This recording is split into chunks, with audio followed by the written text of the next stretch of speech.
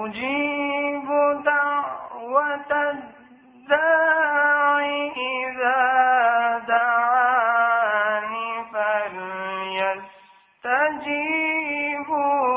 لي وليؤمنوا بي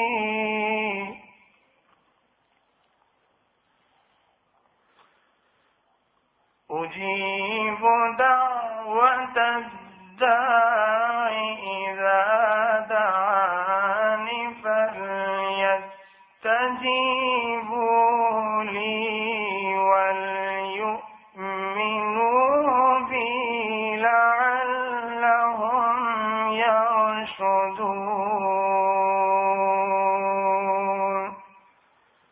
صدق الله العلي العظيم. الحمد لله وكفى وسلام على عباده الذين اصطفى أما بعد أعوذ بالله من الشيطان الرجيم بسم الله الرحمن الرحيم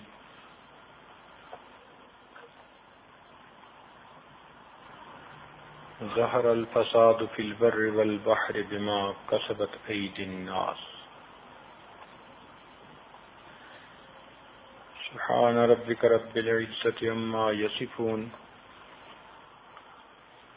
وسلام على المرسلين والحمد لله رب العالمين. اللهم صل على سيدنا محمد وعلى آل سيدنا محمد وبارك وسلم. اللهم صل على سيدنا محمد وعلى آل سيدنا محمد وبارك وسلم. اللهم صل على سيدنا محمد وعلى آل سيدنا محمد وبارك وسلم.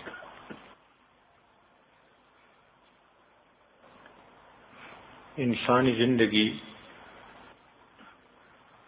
ایک مقصد کے لیے عطا کی گئی ہے. ارشاد باری تعالی ہے افحسبتم انما خلقناکم عبثا، کیا تم یہ گمان کرتے ہو کہ تم بے فائدہ پیدا کیے گئے ہو؟ وَأَنَّكُمْ إِلَيْنَا لَا تُرْجَعُونَ، اور کیا تم ہماری طرف لوٹائے نہیں جاؤ گے؟ تو معلوم ہوا کہ انسان کے پیدا ہونے کا ایک مقصد ہے اور اس نے ایک دن اپنے پروردگار کی طرف لوٹنا ہے. لہذا جو کچھ ہم دنیا میں کرتے ہیں اس کا ہمیں بدلہ ملتا ہے. نیک کاموں کا اچھا بدلہ ملتا ہے اور برے کاموں کا برا بدلہ ملتا ہے. اب یہ انسان پہ منحصر ہے کہ وہ کیسی زندگی گزارتا ہے. اس کو کہتے ہیں قانون جزا اور سزا. اللہ تعالیٰ کے ہاں مستقل ایک قانون ہے، جو بھی نیکی کرے گا وہ اچھا اجر پائے گا اور جو بھی برائی کرے گا وہ اس کی سزا کو بھگت کے رہے گا. یہ نہیں ہو سکتا کہ انسان دنیا میں رہ کر منمانی کرے اور اس کو پوچھنے والا کوئی نہ ہو. لوگ کہتے ہیں رہنا دریا میں اور مگرمچھ سے بیر. تو دریا میں رہ کر مگرمچھ سے بیر نہیں چلتا تو دنیا میں رہ کر پروردگار سے بیر کیسے چلے گا؟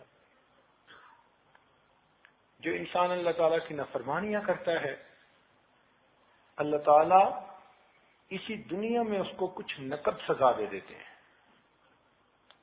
اور آخرت میں تو ملے گی ہی صحیح. اس کو کہتے ہیں عدل کا بدلہ، ٹٹ فار ٹیٹ.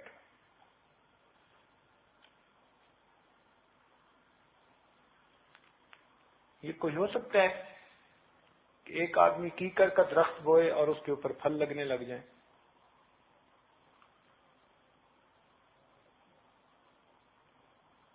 جو کیکر بوئے گا اسے کانٹے ملیں گے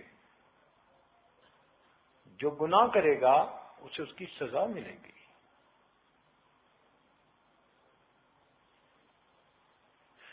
عدل و انصاف فقط حشر پہ موقوف نہیں،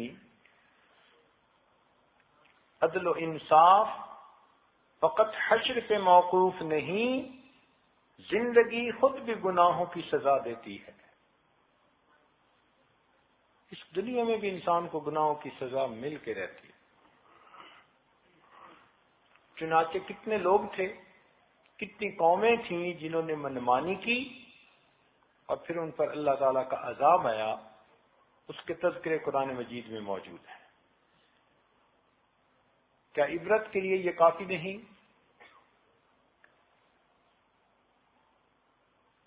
کہ ابلیس جو ایک وقت میں بڑا عبادت گزار تھا، بڑا نیکوکار تھا، طاؤس الملائکہ کہلاتا تھا، اس نے زمین کے ہر چپے پہ سجدے کیے تھے.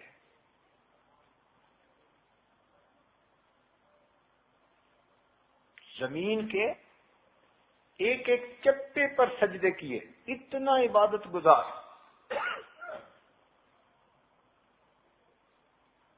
عرش تک پہنچتا تھا، اس کی پرواز تھی. اللہ تعالیٰ کی نافرمانی کی، ابا واستکبر وکان من الکافرین، اس نے انکار کیا سجدے سے، تکبر کیا، کافروں میں سے ہوا. چنانچہ رب کریم نے فرمایا فخرج منہا فانک رجیم، نکل جائے میرے دربار سے. اپنے دربار سے نکال دیا، اور ساتھ پروردگار نے یہ بھی کہہ دیا ان علیک لعنتی الی یوم الدین، اب تجھ پر قیامت تک کے لیے میری لعنتیں برسے گی. کہاں رحمتوں کا مستحق تھا، کہاں لعنتوں کا مستحق. جب عبادت گزار تھا تو رحمتیں برستی تھیں اس پر، اور جب گنہگار بنا تو لعنتوں کا مستحق بنا. کتنا برا انجام ہے. قوم نوح علیہ السلام کے ساتھ کیا ہوا؟ وہ سیدنا نوح علیہ السلام کے ساتھ مذاق اڑاتے تھے. جب آپ کو حکم ہوا وَاصْنَعِ الْفُلْكَ بِأَعْيُنِنَا وَوَحْيِنَا، آپ کشتی بنائیے ہماری آنکھوں کے سامنے اور ہماری سپرویژن میں، وحی کے مطابق. تو وہ کشتی بنتے دیکھتے تھے تو پوچھتے تھے کیوں بنا رہے ہیں؟ فرماتے تھے کہ طوفان آنے. وہ ریت کہتے تھے یہاں تو ریت اڑتی ہے ہر طرف، صحرا ہے، ہم تو کہتے ہیں کہ یہاں پانی آئے تو جلدی آ سکتا ہے. مذاق اڑاتے تھے.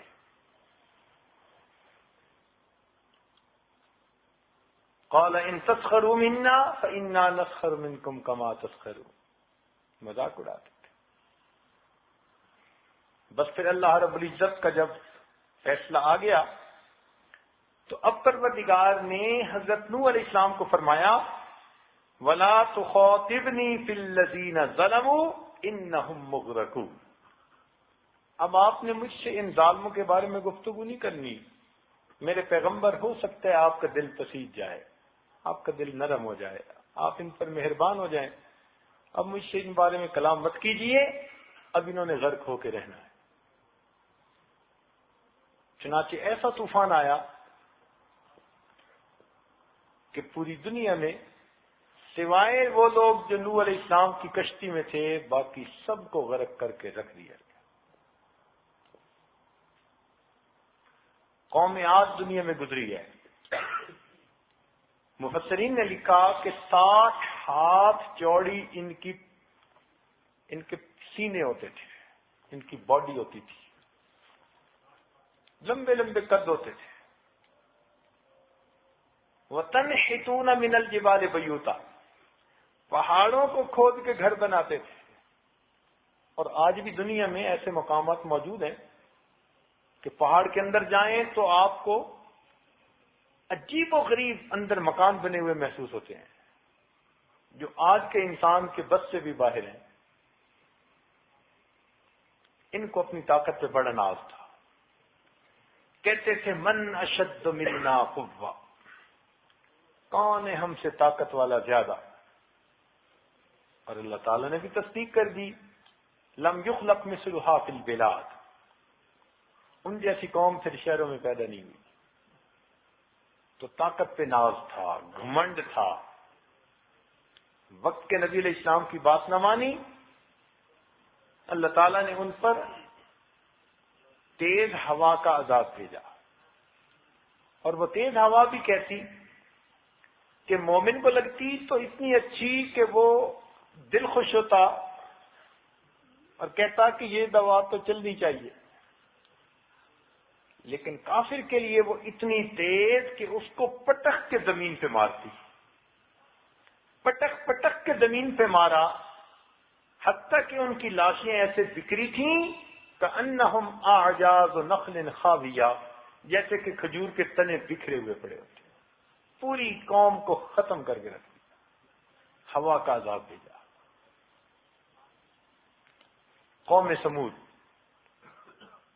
صالح علیہ السلام کی قوم، کہنے لگی کہ آپ ہمیں کوئی معجزہ دکھائیے. انہوں نے دعا کی، چنانچہ اللہ رب العزت نے ایک پہاڑ میں سے ایک اونٹنی نکال دی، ناقۃ اللہ. اس کا ایک بچہ بھی تھا، دودھ اتنا دیتی تھی کہ سارے گاؤں والے اس کو پیتے تھے، مگر اس کی خوراک بھی اتنی تھی کہ ایک دن گاؤں والے پانی بھر سکتے تھے اور ایک دن وہ اونٹنی پانی پی لیتی تھی. اس کا دودھ ملتا تھا. حضرت صالح علیہ السلام نے فرمایا کہ اس کو تم کچھ نہ کہنا، یہ اللہ کی نشانی ہے. مگر ایک بدکار عورت کے پیچھے کچھ لوگوں نے آ کر اس اونٹنی کی ٹانگیں کاٹی اور بالآخر اسے مارا. نتیجہ کیا ہوا کہ ایک تیز آواز آئی،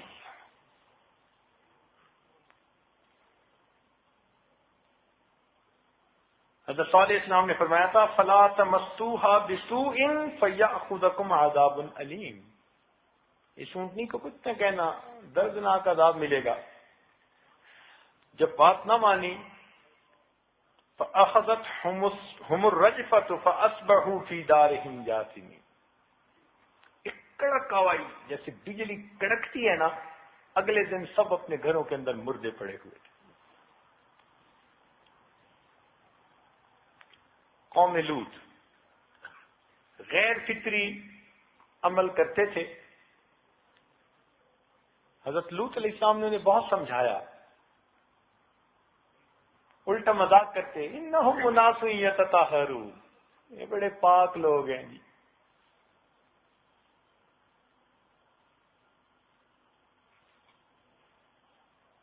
نتیجہ کیا ہوا؟ اللہ تعالیٰ نے فرشتوں کو بھیجا. فرماتے ہیں فلما جاء امرنا جعلنا عالیہا سافلہا.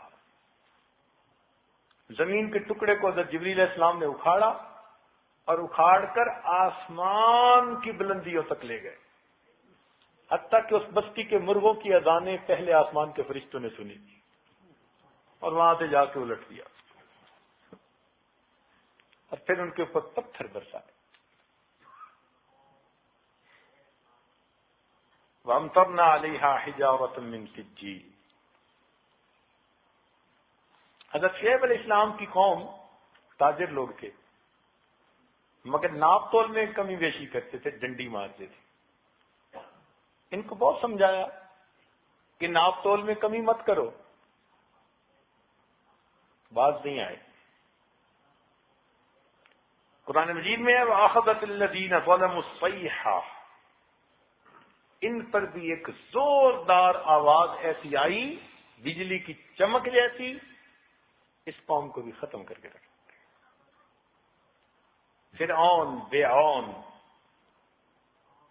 دنیا میں کتنا متکبر بادشاہ تھا، اپنی قوم کو کہتا تھا اہذہ الملک مصر الیس لی ملک مصر وہذہ الانہار تجری من تحتی، دیکھو یہ ملک مصر یہ میرا ہے، اور اس کا نظام آبپاشی دیکھو کیسے بڑا مزے کا ہے، نہریں بہتی ہیں، دریا بہتے ہیں، امانہ خیر احاط الذی هو مہین فلا یکاد یبین، میں بہتر ہوں، میری پرسنالٹی دیکھو، فخرج علی قومہ فی زینتی، کہتا تھا مجھے دیکھو، میری پرسنالٹی دیکھو، اور یہ موسیٰ علیہ السلام جو تو صحیح طرح بول بھی نہیں سکتے، جو کہ ان کی زبان میں لکنت تھی، ایسا تکبر، کہتا تھا انا ربکم الاعلی، میں بڑا پروردگار ہوں۔ بس پھر اللہ تعالیٰ کی پکڑ آئی، فرماتے ہیں فاغرقنا آل فرعون وانتم تنظرون، بس جب عذاب آ جاتے ہیں نا پھر بندہ پیچھے ہٹنا بھی چاہے تو ہٹ نہیں سکتا۔ کہتے ہیں کہ فرعون جب دریا کے کنارے پہنچا نا تو اس نے دیکھا کہ حضرت موسیٰ علیہ السلام تو پار اتر گئے، تو یہ گھبرایا، ڈرا کہ میں نہیں اندر جاتا۔ تو جب یہ ذرا گھبرایا نا تو جبریل علیہ السلام ایک گھوڑی پر سوار ہو کر آئے اور انہوں نے اپنی اس گھوڑی کو پانی میں ڈال دیا۔ اب فرعون کے گھوڑے نے جب گھوڑی کو دیکھا تو وہ اس کے پیچھے بھاگا، اب اس کے بس میں نہیں تھا۔ تو یہاں پہ مفسرین نے نتیجہ نکالا کہ جب اللہ تعالیٰ کا عذاب آ جاتا ہے اب بندہ پیچھے بھی ہٹنا چاہے تو پروردگار ہٹنے نہیں دیتے، بچوں کی در جاتا ہے، اب کہاں جاتا ہے؟ تو نے میرے عذاب کو دعوت دی گناہوں کے ذریعے سے، اب بھاگ کے کہاں جاؤ گے؟ اسی طرح قارون، اللہ رب العزت نے اس کو مال اتنا دیا تھا کہ اس کے خزانوں کی کنجیاں کئی اونٹوں پر لادی جاتی تھی۔ آپ میں سے کوئی بڑے سے بڑا بزنس مین ہوگا نا تو اس کی دکانوں کی کنجیاں بھی جیب میں آ جائیں گی۔ اللہ کی شان، اتنا امیر بندہ کہ اس کے خزانوں کی کنجیاں اونٹوں پہ لادی جاتی تھی، مگر اس نے اس کو اللہ کی نعمت نہ سمجھا۔ کہنے لگا علم من عندی، تو میرے خون پسینے کی کمائی ہے جو میں نے اپنے علم سے حاصل کیا۔ دماغ خراب۔ اب وہ کہتا تھا کہ کسی طرح مجھے اس کی زکات نہ دینی پڑے، چنانچہ اس نے حضرت موسیٰ علیہ السلام پر الزام لگانے کی بھی کوشش کی۔ ہتھ کنڈے استعمال کرتے ہیں نا لوگ، بس پھر اللہ تعالیٰ کا عذاب آیا، ارشاد فرمایا وَخَسَفْنَا بِهِ وَبِدَارِهِ الْأَرْضِ، اللہ تعالیٰ نے اس کو بھی زمین میں دھسا دیا اور اس کے مکان کو بھی زمین میں دھسا دیا، دھستا ہی چلا جا رہا ہے۔ بنی اسرائیل پر اللہ تعالیٰ کی کتنی بڑی نعمتیں تھیں۔ وَإِذْ قَالَ مُوسَىٰ لِقَوْمِهِ يَا قَوْمِ اذْكُرُوا نِعْمَةَ اللَّهِ عَلَيْكُمْ، جب موسیٰ علیہ السلام نے اپنی قوم سے کہا کہ اے قوم اللہ کی نعمتوں کا تذکرہ کرو، یاد کرو اللہ تعالیٰ کی نعمتوں۔ اذ جعل فیکم انبیاء وجعلکم ملوکا، اللہ تعالیٰ نے تم میں سے انبیاء بھی بنائے اور تم میں سے بادشاہ بھی بنائے۔ وآتاکم ما لم یؤت احدا من العالمین، اور پروردگار نے تمہیں وہ کچھ دیا جو جہانوں میں کسی نے نہیں دی، مگر اتنی نعمتوں کے باوجود یہ گناہوں میں پڑ گئے، خواہشات کے پیچھے پڑ گئے۔ نتیجہ کیا ہوا کہ اللہ رب العزت نے ان پر عذاب بھیجا۔ وَضُرِبَتْ عَلَيْهِمُ الذِّلَّةُ وَالْمَسْكَنَةُ وَبَاءُوا بِغَضَبٍ مِّنَ اللَّهِ، ذلت اور مسکنت ان پر اللہ تعالیٰ نے پھینک دی، اور اللہ تعالیٰ کا ان پر غضب ہو گیا. ایسا ظالم بادشاہ ان پر مسلط ہوا جس نے ان کو ذلیل و رسوا کر دیا. ان کو سر چھپانے کی کہیں جگہ نہیں ملتی تھی. تو یہ سب واقعات کیا بتاتے ہیں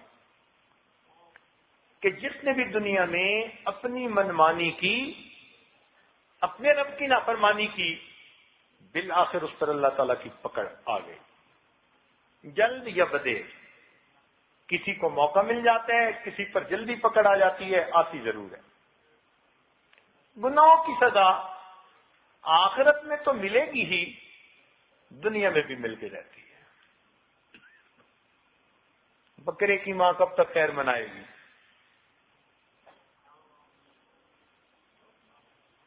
اس لیے قرآن مجید میں اس کے کئی ثبوت موجود ہیں.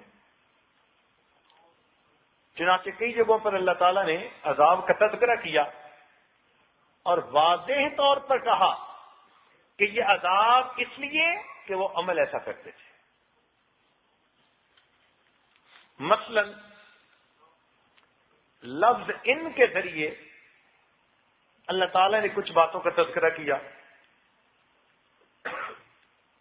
ان تتقوا اللہ یجعل لکم فرقانا، اے ایمان والو اگر تم تقوی اختیار کرو گے تو ہم تمہیں فرقان عطا کریں گے، قوت فارقہ، ایک نور عطا کریں گے جو تمہارے سینوں کو روشن کرے گا، حق اور باطل کی پہچان نصیب ہوگی. تو معلوم ہوا کہ یہ نور کیسے ملا؟ ان تتقوا اللہ، اگر تم تقوی اختیار کرو گے تو دیکھو نیک عمل کا اجر ملا بندے کو دنیا میں. دوسری جگہ فرمایا ما یفعل اللہ بعذابکم، اللہ تعالیٰ تمہیں عذاب دے کر کیا کرے گا؟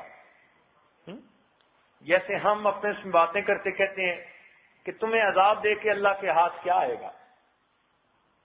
تمہیں عذاب دے کر اللہ کے ہاتھ کیا آئے گا؟ ان شکرتم و آمنتم، اگر تم ایمان لاؤ، شکر ادا کرو تو اللہ تعالیٰ تمہیں عذاب دے کر کیا کرے گا؟ تو دیکھو عمل کے اوپر، ایمان اور شکر کے اوپر فرمایا کہ ہم تمہیں عذاب نہیں دیں گے. ان تطیعوہ تہتدوا، اگر تم رسول صلی اللہ علیہ وسلم کی پیروی کرو گے تو ہدایت پا جاؤ گے. تو لفظ ان کے ذریعے بھی بتایا کہ دیکھو تمہارے اعمال کا تم کو اجر ملے گا. کہیں فلما کے ذریعے بتایا، چنانچہ فرمایا فلما عتوا عما نهوا عنه قلنا لهم كونوا قردة خاسئين، جب انہوں نے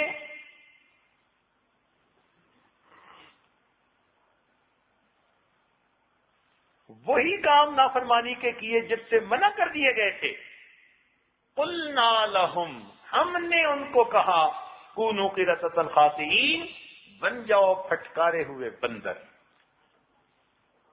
تو یہ بندر بننے کا حکم کیوں دیا؟ ان کی نافرمانی کی وجہ سے.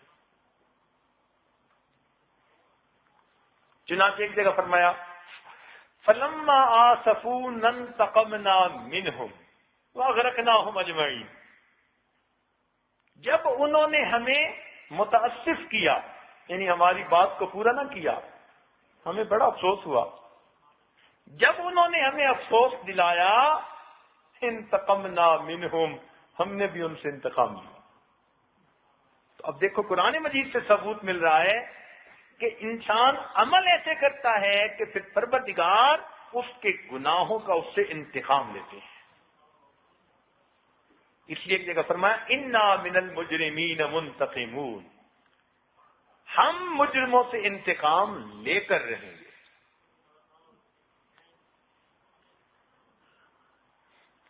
تیسرا، کہیں پر لو کے ذریعے سے ان باتوں کا تذکرہ کیا.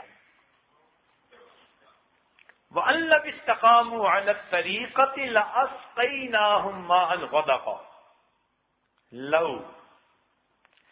اگر یہ استقامت حاصل کرتے راستے کے اوپر تو ان کو پینے کے لیے اچھا پانی مل جاتا.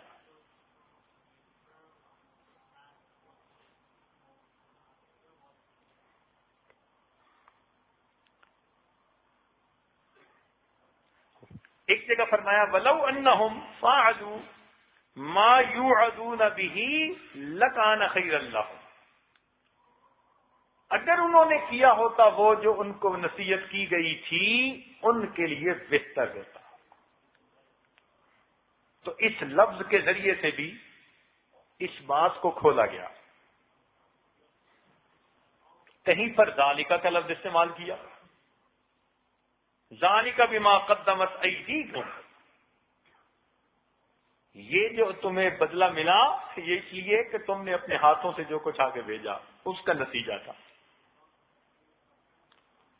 کہیں پر سزا کا تذکرہ سنایا اور فرمایا ذالک بانہم کفروا بآیاتنا، یہ ان کے ساتھ معاملہ اس لیے پیش آیا انہوں نے ہماری آیتوں کا انکار کیا۔ اور کہیں پر فا کا استعمال ہوا، حرف فا ہوتا ہے نا، اس کو سبب کے طور پر بتایا، اس کو فا سببیہ کہتے ہیں۔ چنانچہ ارشاد فرمایا فَإِن تَابُوا وَأَقَامُوا الصَّلَاةَ وَآتُوا الزَّكَاةَ فَإِخْوَانُكُمْ فِي الدِّينِ۔ دیکھیں اب یہ فا سبب بن رہی ہے۔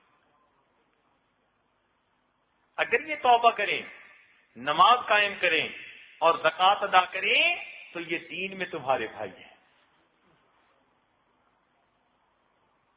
ایک جگہ فرمایا فَعَصَوْا رَسُولَ رَبِّهِمْ فَأَخَذَهُمْ أَخْذَةً رَّابِيَةً، ایک جگہ فرمایا فَكَذَّبُوهُمَا فَكَانُوا مِنَ الْمُهْلَكِينَ، اور انہوں نے ان دونوں کا انکار کیا جس کا نتیجہ ہوا کہ وہ سارے کے سارے ہلاک ہونے والوں میں سے ہو گئے۔ تو ان سب باتوں سے ایک نتیجہ سامنے آتا ہے کہ جو کچھ بھی انسان کے اوپر یہ حالات آتے ہیں یہ اس کے اپنے اعمال کا نتیجہ ہوتے ہیں۔ جیسے اعمال ہوں گے ویسے حالات ہوں گے۔ اچھے اعمال کریں گے تو حالات اچھے ہوں گے اور برے اعمال کریں گے تو حالات برے کریں گے۔ روایت میں آتا ہے کہ فرشتے بندوں کے اعمال لے کر اللہ تعالیٰ کے حضور جاتے ہیں، اللہ تعالیٰ ان اعمال کو دیکھ کر ان جیسے حالات ان بندوں پر نازل فرما دیتے ہیں۔ جب کہا میں نے کہ یا اللہ تو میرا حال دیکھ، جب کہا میں نے کہ یا اللہ تو میرا حال دیکھ، حکم آیا میرے بندے نامہ اعمال دیکھ۔ تو یہ ہمارے اپنے کرتوت ہوتے ہیں جس کی پھر ہمیں سزا ملتی ہے۔ حدیث پاک میں فرمایا گیا، ابن ماجہ کی روایت ہے، عبداللہ ابن مدلان راوی ہیں، فرماتے ہیں کہ جب 5 چیزیں تم میں آئیں گی تو 5 چیزیں ہو کر رہیں گی۔ جب 5 چیزیں آئیں گی تو بقیہ 5 ہو کر رہیں گی۔ لازم ملزوم ہے۔ جب امت میں بے حیائی اور فحاشی آئے گی تو اللہ تعالیٰ ایسی مہلک بیماریاں بھیج دیں گے جن کا نام بھی نہیں سنا ہوگا۔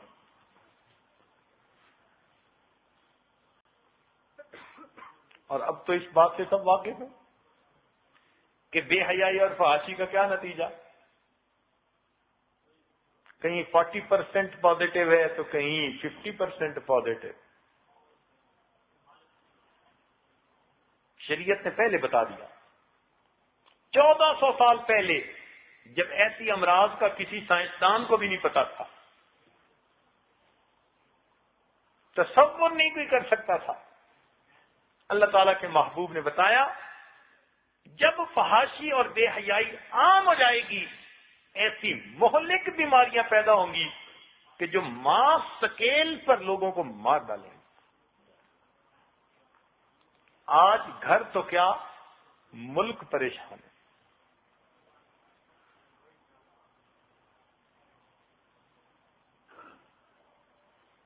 ایک بات فرمائی کہ جو قوم ناپ تول میں کمی کرے گی اللہ تعالیٰ اس کے اوپر ظالم حکام کو مسلط فرما دے۔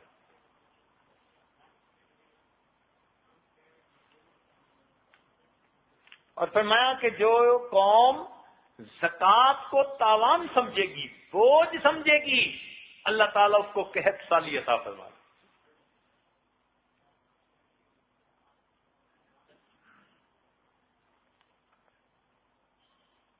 اور فرمایا کہ جو قوم عہد شکنی کرے گی، عہد شکنی کا مطلب کہ اپنے وعدے کو توڑے گی، اللہ رب العزت اس کے اوپر دشمن کو مسلط فرما دے گی۔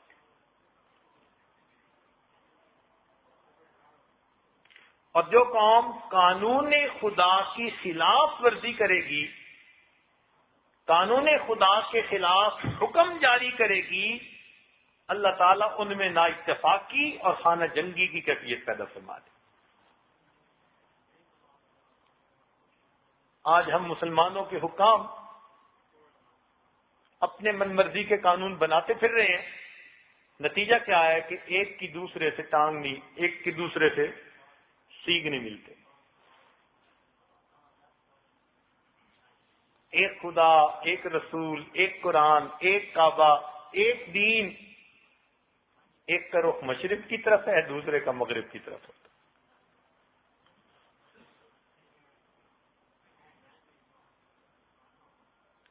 یوں تو سید بھی ہو، مرزا بھی ہو، افغان بھی ہو، تم سبھی کچھ بتاؤ تو مسلمان بھی ہو۔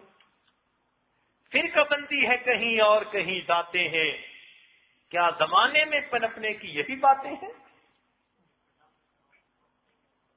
تو نا اتفاقی ہو جاتی ہے۔ اس لیے اللہ رب العزت نعمتیں دیتے ہیں تو جو بندہ ناقدری کرتا ہے ان سے نعمتیں واپس لے لیتے ہیں۔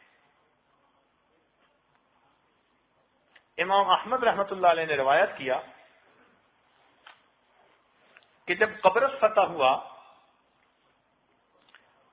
تو جبیر بن نزیر رضی اللہ تعالیٰ عنہ نے ابو درداء رضی اللہ عنہ کو روتے ہوئے دیکھا تو بڑے حیران ہوئے۔ ابو درداء رضی اللہ عنہ سے کہا کہ حضرت، اللہ نے مسلمانوں کو فتح عطا فرمائی، اس شاندار فتح کے دن آپ رو رہے ہیں؟ وہ فرمانے لگے کہ میں عبرت کی وجہ سے رو رہا ہوں، اس قوم کو دیکھو، اللہ نے دنیا میں کتنی عزتیں دی تھی اور کتنے ان کو انعامات دیے تھے، انہوں نے ناقدری کی، آج اللہ نے ان کو دنیا میں مغلوب کروا دیا۔ جو پروردگار دینا جانتا ہے وہ پروردگار لینا بھی جانتا ہے۔ ایک حدیث پاک میں ہے جب اللہ تعالیٰ کسی قوم سے انتقام لینا چاہتے ہیں تو پھر اس قوم کے بچے بکثرت مرتے ہیں اور اس کی عورتوں کو اللہ تعالیٰ بانجھ کر دیا کرتے ہیں۔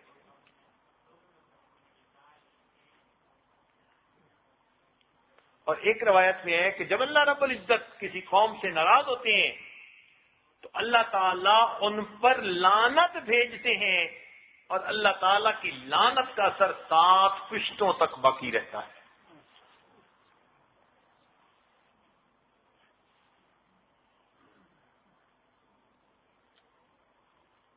اس لیے گناہ کی سزا دنیا میں بھی ملتی ہے، آخرت میں بھی ملے گی۔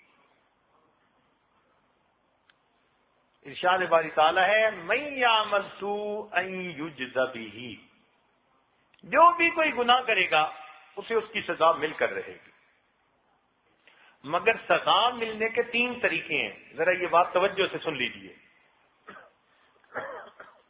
یہ تو ہو ہی نہیں نہ سکتا کہ ایک بندہ منمانی کرے، شریعت کی خلاف ورزی کرے اور اس پر عذاب نہ آئے، مگر عذاب آنے کے پکڑ کے 3 طریقے ہیں۔ پہلے کو کہتے ہیں نکیر۔ نکیر کیا؟ تنبیہ، کہ بندے نے گناہ کیا، پروردگار نے کوئی مصیبت بھیج دی، تو جب غم آتا ہے، پریشانی آتی ہے، مصیبت آتی ہے تو بندہ پھر گناہ کرتے ہوئے ڈرتا ہے۔ ہمیں ایک صاحب ملے، کہنے لگے جی میں جب بھی اپنی بیوی کو ناراض کرتا ہوں، دکھ دیتا ہوں، تو میں محسوس کرتا ہوں کہ مجھے کاروبار میں کوئی نہ کوئی غم ملتا ہے۔ وہ بیچارہ کاروبار کے غم سے بچنے کے لیے بیوی کو خوش رکھتا تھا. ہم نے کہا قسمت والی بیوی ہے. ایک آدمی جھوٹ نہیں بولتا تھا، حالانکہ اس کی زندگی کوئی اتنی تقوی والی بھی نہیں تھی، بات سچی کرتا تھا. تو ہم نے اس سے پوچھا بھئی آپ نے یہ صفت کیسے آئی؟ کہنے لگا حضرت سچی بات ہے، جب میں جھوٹ بولتا ہوں کہیں نہ کہیں کوئی بندہ مجھ سے دھوکہ کر جاتا ہے تو میں سچ بولتا ہوں. تو اللہ تعالیٰ بعض لوگوں کا معاملہ ایسا کر دیتے ہیں، نقد کا معاملہ، کوئی الٹا کام کریں گے اگلے دن کوئی بری خبر سنیں گے، تو ڈر کے مارے پھر وہ ایسا الٹا سیدھا کام نہیں کرتے. اتنا پکا یقین ہوتا ہے بعض لوگوں کو کہ ایک نوجوان مجھے کہنے لگا کہ میں ایک خاص گناہ کرتا تھا، جب گناہ کرتا 24 گھنٹے کے اندر کوئی نہ کوئی میں ناپسندیدہ خبر ضرور سنتا تھا. کہتے ہیں میں نے اسے کئی سال آزمایا، اب میں نے اپنے رب سے صلح کر لی، سچی توبہ کر لی، پروردگار نے مجھے پریشانیوں سے نجات عطا فرمائی. اس کو نکیر کہتے ہیں. اور ایسا کیوں ہوتا ہے؟ اللہ تعالیٰ بندے پر مہربان ہے. اگر بندہ غفلت کرتے ہیں نا تو اللہ تعالیٰ اس کو جگانے کے لیے ایسی پریشانیاں فوراً بھیج دیتے ہیں. خوشیاں سلاتی ہیں اور غم جگاتے ہیں. سکھ دکھاں تو دیواں وار، دکھاں آن ملائم یار. میں سکھوں کو دکھوں پہ قربان کر دوں کہ دکھوں نے مجھے میرے یار سے ملا دیا. تو جب دکھ پڑتے ہیں نا پھر رب یاد آتا ہے. اس کو نکیر کہتے ہیں، نقد کا معاملہ.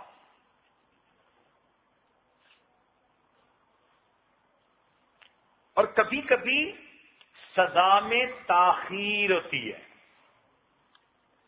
تاخیر کا کیا مطلب؟ کہ گناہ تو بندہ کر لیتا ہے، اللہ تعالیٰ تھوڑا اس کو مہلت دے دیتے ہیں، رسی ڈھیلی کر دیتے ہیں ناراضگی کی وجہ سے. اچھا بھائی تم کر لو جو کرنا ہے، پھر ہم تمہارا بندوبست کرتے ہیں. اور یہ بڑا خطرناک ہوتا ہے. جب بندہ اللہ تعالیٰ کی نافرمانیاں کر رہا ہو اور اس پر اللہ تعالیٰ کی نعمتیں برس رہی ہو، وہ سمجھ لے کہ مجھے اچھی طرح باندھا جا رہا ہے.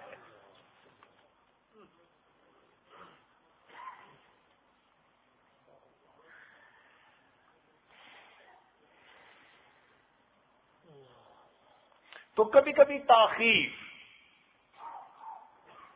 جلدی سزا نہیں ہوتی.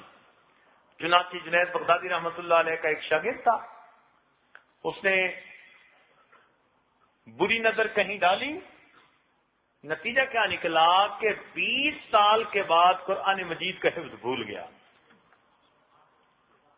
ایک نظر بری، قرآن مجید کے حفظ سے محروم کر دیا گیا. بہت ڈرنے کی بات ہے.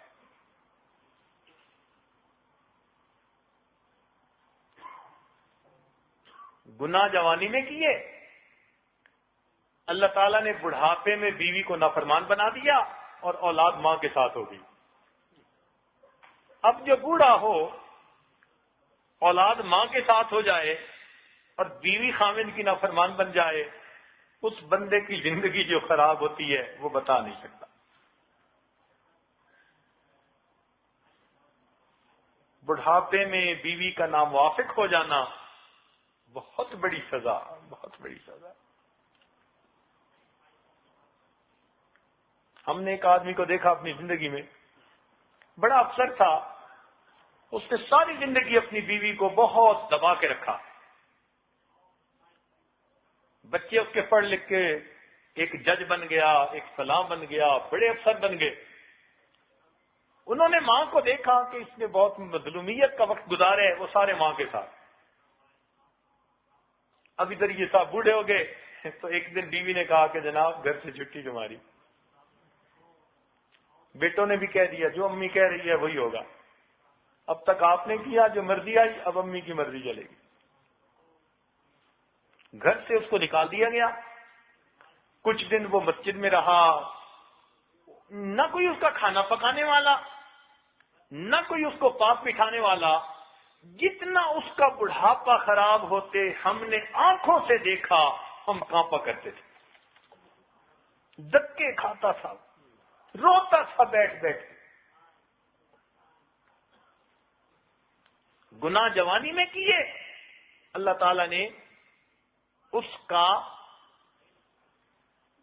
اس کی سزا بڑھاپے میں دی. بے پردے کی عورت نے جوانی میں کی، حالات ایسے بنے بڑھاپے میں طلاق ہو گئی. اب جس عورت کو بڑھاپے میں طلاق ہو، اس عورت کی زندگی اس سے زیادہ اور کیا خراب ہو سکتی ہے؟ اب نہ باپ زندہ، نہ ماں زندہ، نہ کوئی بھائی زندہ، نہ بہن زندہ، کوئی اپنا نہیں. ہم نے ایک عورت کو دیکھا، ایسے وقت میں اس کو طلاق ہوئی کہ اب دنیا میں اس کا اپنا کوئی بھی نہیں. اب عورت جائے کہاں جائے، ہے بھی بوڑھی، دھکے کھاتی تھی بیچاری، روتی تھی بیٹھ بیٹھ کے. تو کبھی تو سزا نقد اور کبھی سزا ذرا تاخیر سے دے دی جاتی ہے. اور ایک اس سے بھی زیادہ مہلک سزا، اس کو کہتے ہیں خفیہ تدبیر. اس کو کیا کہتے ہیں؟ خفیہ تدبیر. کہ اللہ تعالیٰ ایسی طرح سے سزا دیتے ہیں کہ بندے کو پتہ بھی نہیں چلتا کہ سزا مل رہی ہے یہ نہیں. ایسی خفیہ، یہ سب سے خطرناک چیز ہوتی ہے. مثلا ظاہر میں یہ اپنی منمانیاں کر رہا ہے، گناہ کر رہا ہے، خلاف شریعت کام کر رہا ہے، اور اللہ تعالیٰ نعمتیں اور زیادہ کر رہے ہیں. کاروبار بھی بڑھ رہا ہے اور واہ واہ بھی ہو رہی ہے اور عزتیں بھی مل رہی ہیں. تو یہ اللہ تعالیٰ کی خفیہ تدبیر ہوتی ہے. سنیے قرآن عظیم الشان، اللہ تعالیٰ ارشاد فرماتے ہیں فَلَمَّا نَسُوا مَا ذُكِّرُوا بِهِ، جب وہ قوم کے لوگ بھول گئے جو ہم نے ان کو نصیحت کی تھی، فَتَحْنَا عَلَيْهِمْ أَبْوَابَ كُلِّ شَيْءٍ، ہم نے ہر نعمت کے دروازے ان پر کھول دیے. حَتَّى إِذَا فَرِحُوا بِمَا أُوتُوا، حتیٰ کہ جب بڑے خوش ہو گئے کہ ہمیں یہ سب کچھ مل گیا، اخذناہم بغتۃ، ہم نے اچانک ان لوگوں کو پکڑ لیا. یہ جو اللہ کی اچانک پکڑ ہوتی ہے نا، یہ بڑی دردناک ہوتی ہے. اللہ تعالیٰ اپنی پکڑ سے بچائے، اپنی پکڑ سے بچائے. وَمَن يُهِنِ اللَّهُ فَمَا لَهُ مِن مُكْرِمٍ، جسے اللہ ذلیل کرنے پہ آتا ہے اسے عزتیں دینے والا کوئی نہیں، کوئی نہیں ہوتا. ہمارے ایک دوست تھے، اپنی بیٹی کا واقعہ وہ سنایا کرتے تھے. اللہ نے ان کو بیٹی دی جو چاند جیسی خوبصورت تھی، ذہین اتنی کہ میڈیکل ڈاکٹر بن گئی، سینکڑوں رشتے اس کے، دیکھنے میں حور پری تھی،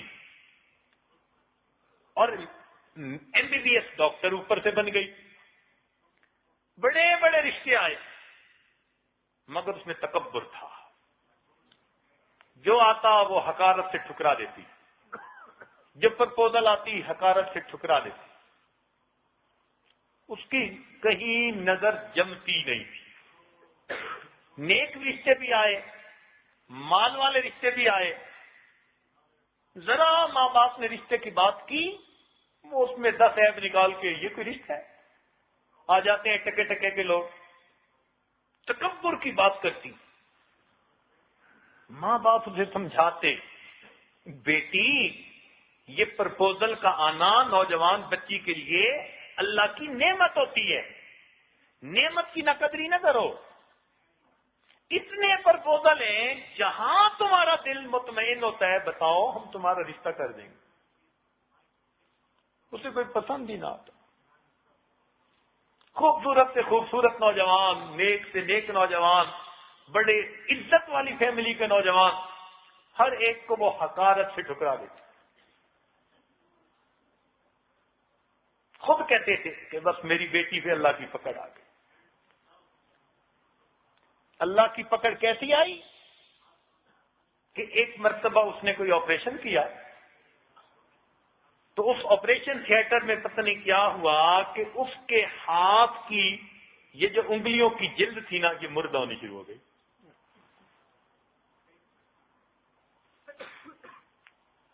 ایک دو مہینوں کے اندر دونوں ہاتھوں کی یہ جلد بالکل مردہ ہو کر بوڑھ ہو جاتی ہوگی.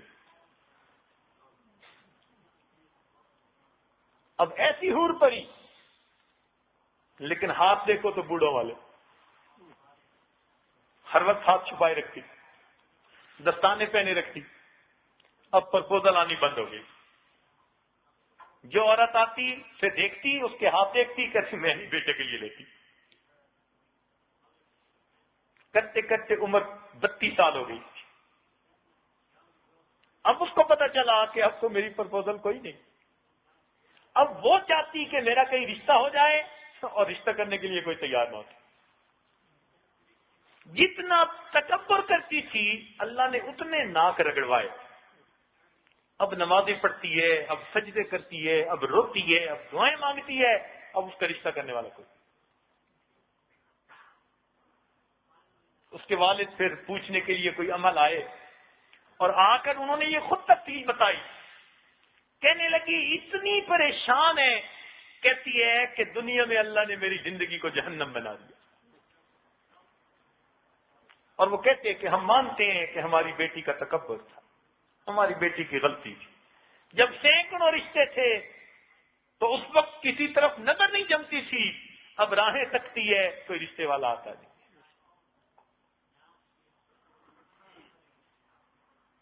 اللہ تعالیٰ نے حسن و جمال دیا تھا، دماغ خراب ہو گیا. جب اللہ تعالیٰ نعمت دے تو انسان نعمت کی قدر کرے، جھکے اللہ کے سامنے. دیکھیے اللہ تعالیٰ نے پھر اس کے ساتھ کیا معاملہ کیا.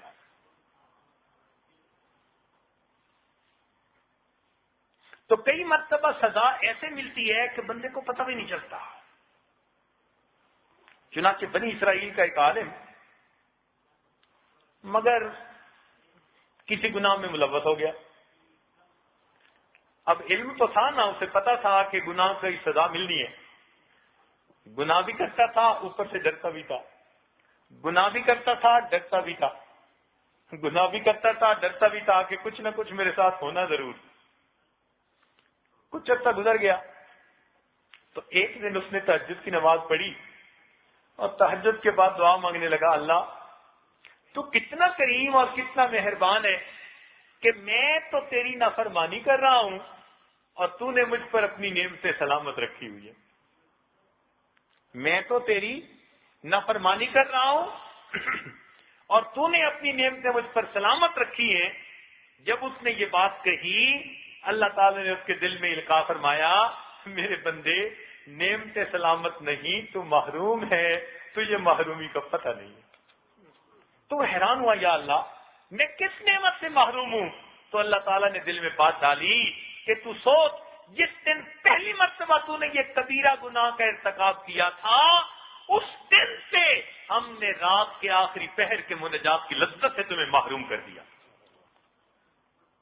تب اس کو احساس ہوا کہ واقعی جب سے گناہ کرنا شروع کیا مجھے آخری پہر کا کبھی رونا نصیب ہی نہیں. ہم اس کو سزا ہی نہیں سمجھتے. ہم سوچیں کیا پتا ہم تہجد سے اس لیے محروم ہوتے ہوں، تکبیر اولیٰ سے محروم ہوتے ہوں، ایمان حقیقی کی حلاوت سے محروم ہوتے ہوں. ہم اسے سزا ہی نہیں سمجھتے. تو اس کو کہتے ہیں اللہ تعالیٰ کی خفیہ تدبیر. فلا یأمن مکر اللہ الا القوم الکافرون.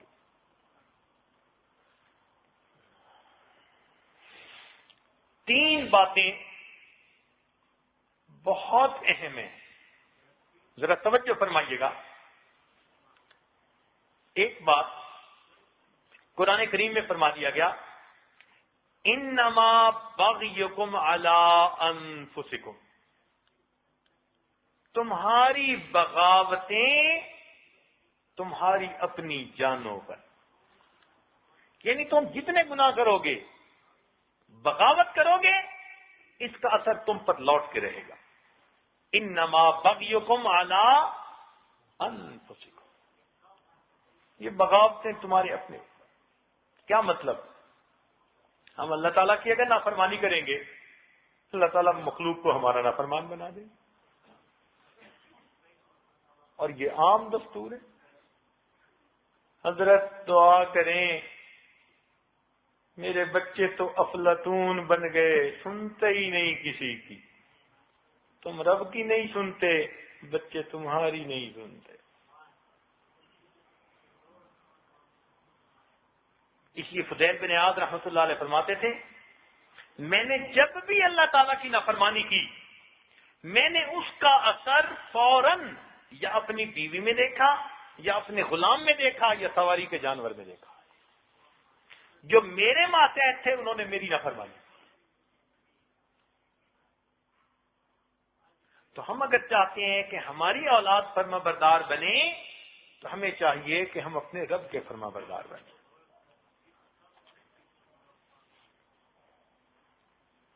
دوسری بات، وَلَا يَحِيقُ الْمَكْرُ السَّيِّئُ إِلَّا بِأَهْلِهِ. اگر کوئی آدمی کسی کے خلاف تدبیر کرے گا نا، تو وہ تدبیر اس کے اہل پر لوٹے گی.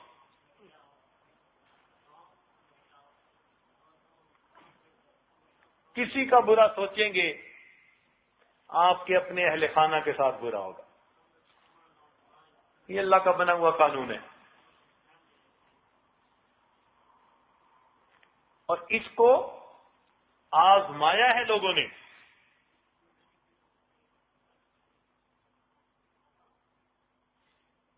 مثال کے طور پر زنا ایک ایسا گناہ ہے کہ جو بندہ مرتکب ہوتا ہے اور توبہ نہیں کرتا، تو اس کے اہل خانہ میں سے کوئی نہ کوئی اس کا مرتکب ہوتا ہے. وہ لوٹتا ہے. اس کو قصاص کہتے ہیں. یہ قصاص کوئی نہ کوئی دیتا ہے. مشہور واقعہ ہے، ابن جوزی رحمۃ اللہ علیہ نے یہ لکھا ہے.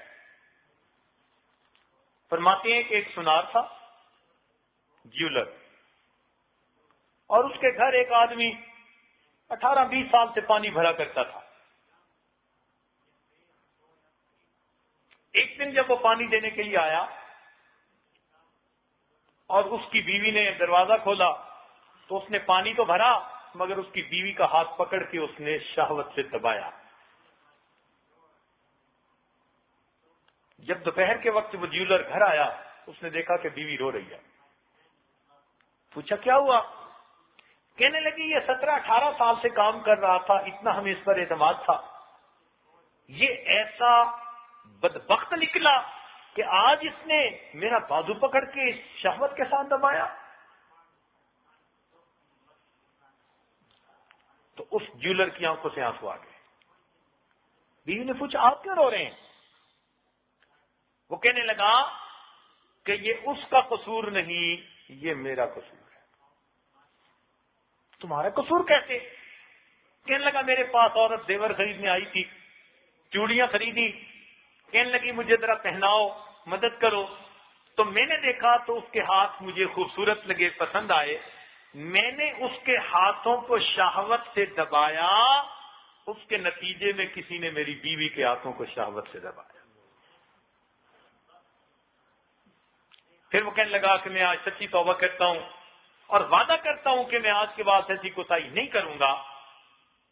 یہ کہہ کر جب وہ گیا تو تھوڑی دیر کے بعد وہی پانی بھرنے والا آیا، دروازہ کھٹکھٹایا. بیوی نے پوچھا کون ہو؟ کہنے لگا پانی بھرنے والا، معذرت کرنے آیا ہوں، مجھے معاف کر دیں، میں آج کے بعد ایسا کبھی نہیں کروں گا.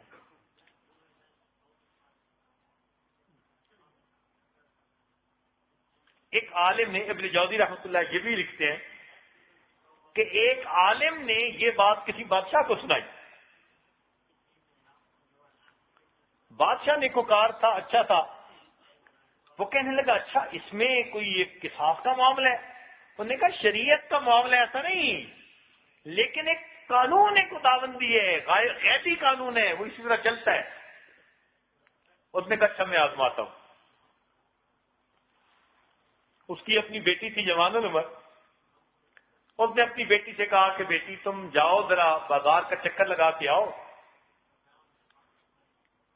اور اس کے ساتھ ایک اور عورت کو پیچھے پیچھے بھیج دیا کہ بچی اکیلی نہ ہو، کوئی نہ کوئی پیچھے ضرور ہو. اب وہ لڑکی بازار میں سے گزری، نوجوان تھی، خوبصورت تھی، وقت کی شہزادی تھی، مگر جو بندہ اس کی طرف آنکھ اٹھاتا وہ چہرہ ہٹا لیتا، جو اس کی طرف آنکھ اٹھاتا وہ چہرہ ہٹا لیتا. کوئی کسی نے اس کو آنکھ بھر کے دیکھا ہی نہیں. وہ لڑکی چلتی چلتی اپنے گھر واپس آئی. جب اپنے گھر داخل ہوئی محل میں، تو محل کے اندر سے گزر رہی تھی تو ایک کمرے میں ایک کوئی مرد تھا جو کام کرنے والا تھا محل میں. اس نے اس کو دیکھا تو اس نے تنہائی جان کر اس لڑکی کو قریب آ کر گلے سے لگایا اور اس کا بوسہ لیا اور بھاگ گیا. لڑکی نے آ کر یہ بات ساری باپ کو بتا دی، اس عورت نے بھی بتا دی. بادشاہ سر پکڑ کے بیٹھ گیا. کہنے لگا میں نے ساری زندگی غیر محرم سے اپنی آنکھ کو بچایا، میری بیٹی کے ساتھ وہی معاملہ پیش آیا، مگر میں بھول گیا ایک مرتبہ میں نے بھی شہوت میں کسی عورت کو اسی طرح گلے لگا کے بوسہ لیا تھا، جتنا میں نے کیا کسی نے میری بیٹی کے ساتھ کر دیا. تو نوجوان کیا سمجھتے ہیں؟ ہم اگر دوسروں کی عزتوں پر غلط نظریں ہٹائیں گے، اٹھائیں گے، تو کیا ہماری عزت پر کوئی غلط نظر نہیں اٹھائے گا؟ کوئی بیوی پہ اٹھائے گا، کوئی بیٹی پہ اٹھائے گا، کوئی بہو پہ اٹھائے گا. گھر میں سے کوئی نہ کوئی اس کی سزا بھگتے گا. اور اس کی دلیل حدیث پاک سے ملتی ہے. ایک صحابی نبی علیہ السلام کی خدمت میں حاضر ہوئے، عرض کرنے لگے اللہ کے نبی مجھے اپنی بیوی کی طرف سے اطمینان نہیں ہے،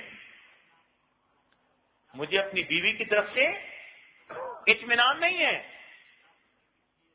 کہ اس کا کردار اچھا ہے یا نہیں. نبی علیہ السلام نے فرمایا تم دوسروں کی بیویوں کے ساتھ پرہیزگاری کا معاملہ کرو، دوسرے تمہاری بیویوں کے ساتھ پرہیزگاری کا معاملہ کرو. ہم اگر چاہتے ہیں کہ ہمارے گھر کی عورتیں پاک دامن رہیں، پاکیزہ رہیں، تو ہمیں چاہیے کہ ہم بھی اپنی نگاہوں کو پاک کر لیں، اپنے سینوں کو صاف کر لیں. جو گناہ غلطیاں کر چکے اگر آج سچی معافی مانگ لیں گے تو رب کریم آئندہ ہمارے گھروں میں بھی حیا اور پاک دامنی کے ماحول کو پیدا کروا دے. اور یہ ضروری نہیں ہوتا کہ بندہ توبہ نہ کرے اور کہے جی نہیں میرے ہاں تو کچھ بھی نہیں، ناک کے نیچے دیا جلتا ہے، نہ خامد کو پتہ چلتا ہے نہ کسی اور کو.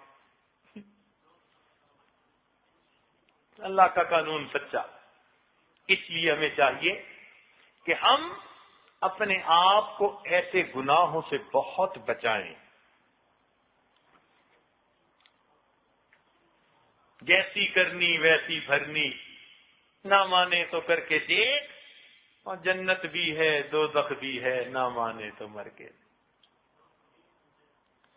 جو گناہ ہم کر چکے اس کی ہم سچی معافی مانگیں، اس لیے کہ جب انسان اپنی کوتاہی کی معافی مانگتا ہے پروردگار بڑے کریم ہیں، جلدی معاف فرما دیتے ہیں. سیدنا آدم علیہ السلام نے کہا تھا ربنا ظلمنا انفسنا وان لم تغفر لنا وترحمنا لنکونن من الخاسرین. سیدنا نوح علیہ السلام نے کہا تھا وان لم تغفر لی وترحمنی اکن من الخاسرین. حضرت یونس علیہ السلام نے فرمایا لا الہ الا انت سبحانک انی کنت من الظالمین. ہمیں بھی چاہیے کہ ہم بھی ان پاکیزہ ہستیوں کی اقتدا کرتے ہوئے اپنی زندگی کی ہر چھوٹی بڑی غلطی سے معافی مانگے. رب کریم مہربان ہے، اور پھر رمضان مبارک کی آج 23 رات ہے، اور 23 رات کی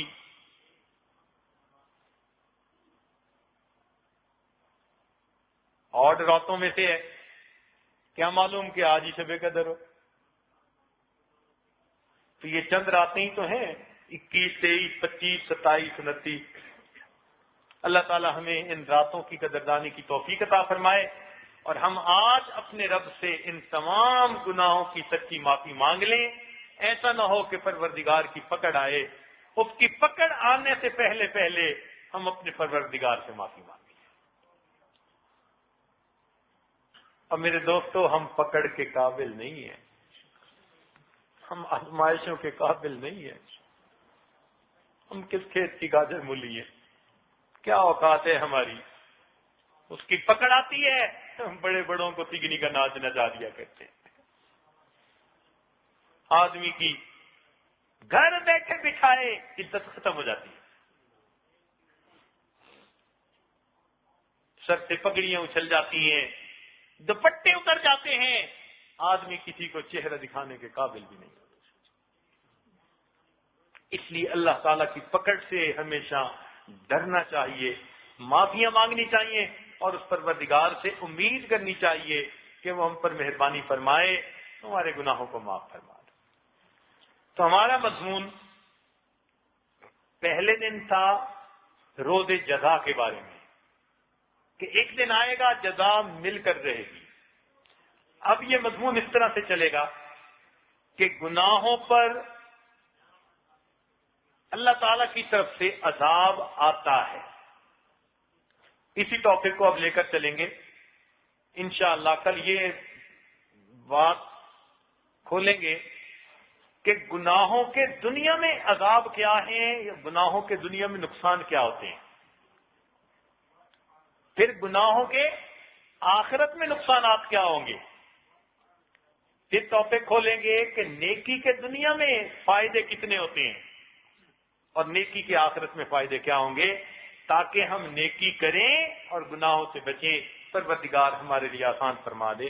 وآخر دعوانا ان الحمدللہ رب العالمین۔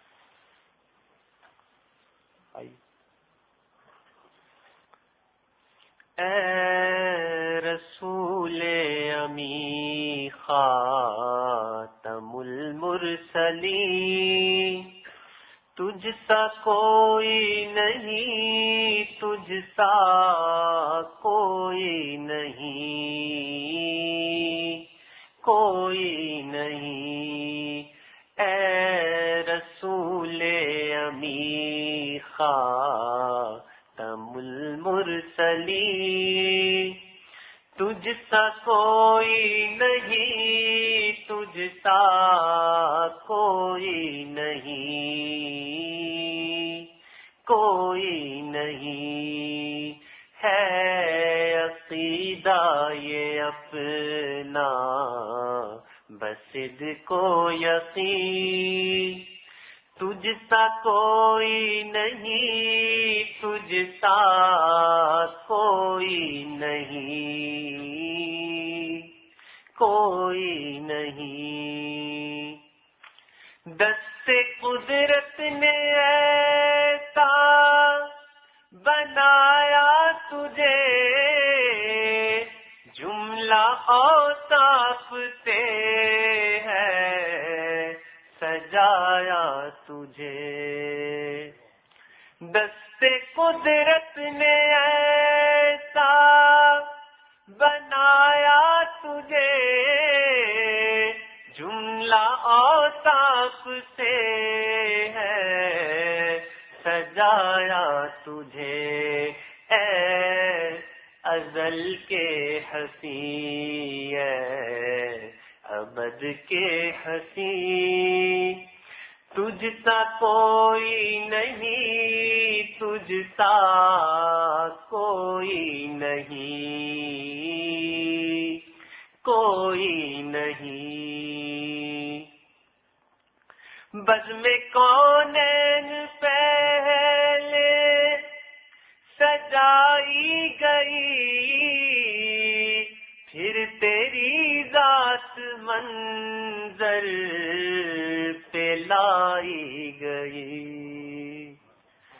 بزم کونین پہلے سجائی گئی، پھر تیری ذات منظر لائی گئی، سید الاولی سید الآخری، تجھ سا کوئی نہیں، تجھ سا کوئی نہیں،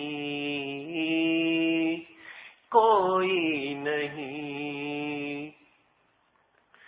تیرے انداز میں وسعت فرش کی،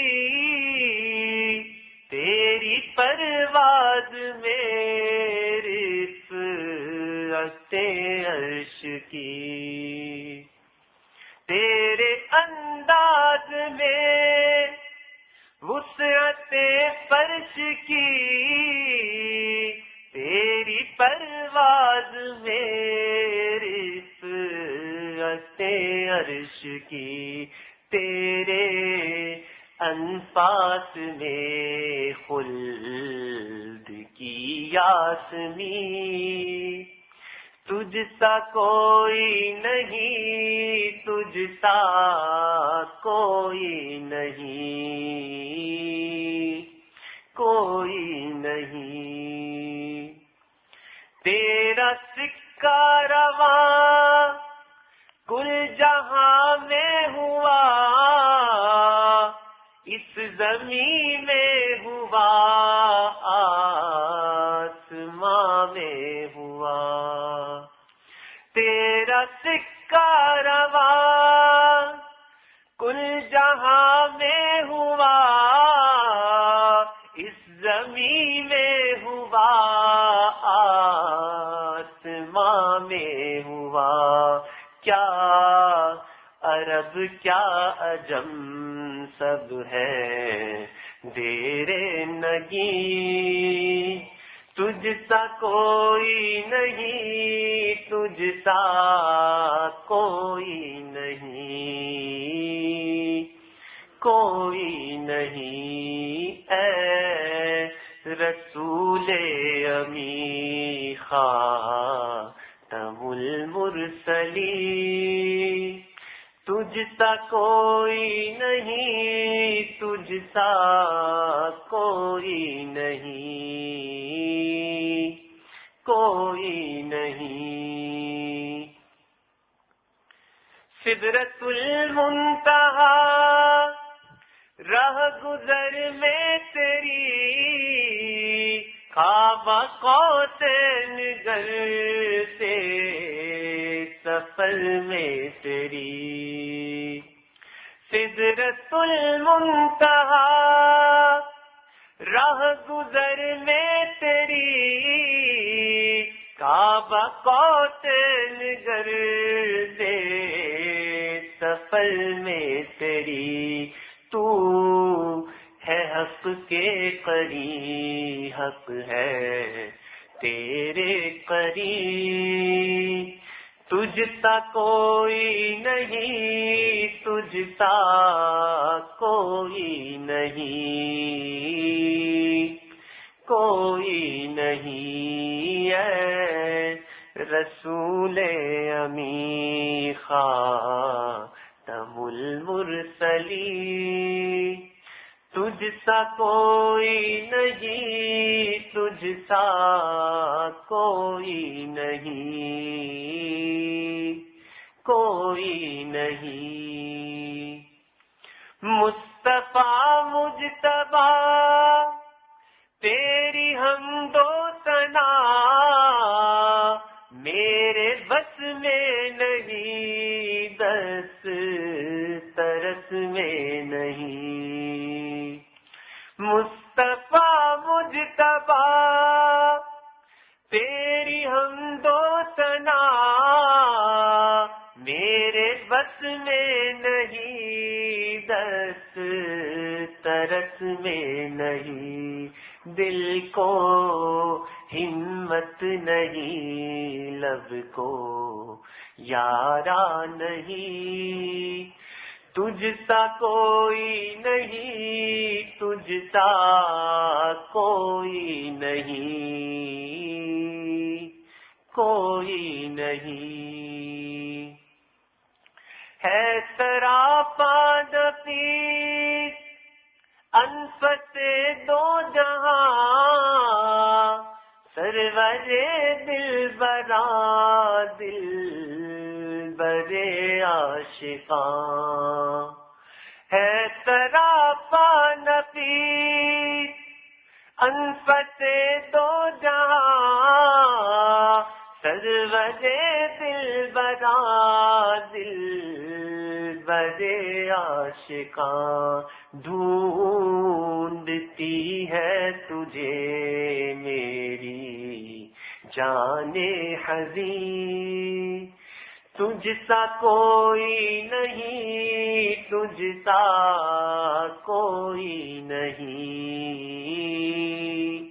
کوئی نہیں، اے رسول امی خاتم المرسلین، تجھ سا کوئی نہیں، تجھ سا کوئی نہیں، کوئی نہیں۔ کر لیجیے، آنکھوں کو بند کر لیجیے، سر کو جھکا لیجیے۔ دنیا اور جو کچھ دنیا میں ہے اس سے ہٹ کٹ کے اللہ تعالیٰ کی یاد میں ڈوب جائیے۔ یہ تصور کیجیے اللہ رب العزت کی رحمت آ رہی ہے، دل میں سما رہی ہے، دل کی ظلمت اور سیاہی دور ہو رہی ہے، اور دل کہہ رہا ہے اللہ اللہ اللہ۔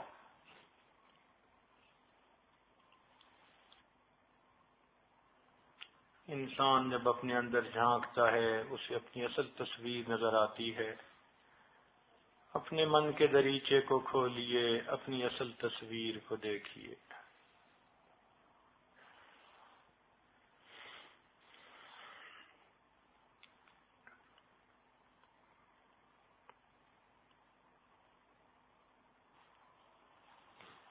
لا الہ الا اللہ سبحان ربی العلی الوہاب۔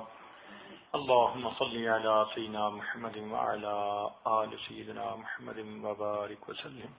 ربنا ظلمنا أنفسنا وإن لم تغفر لنا وترحمنا لنكونن من الخاسرين۔ اے مالک، ہم آپ کے عاجز مسکین بندے ہیں، ہمارے گناہوں کو معاف فرما، ہماری خطاؤں سے درگزر فرما، ہمارے عیبوں کی پردہ پوشی فرما۔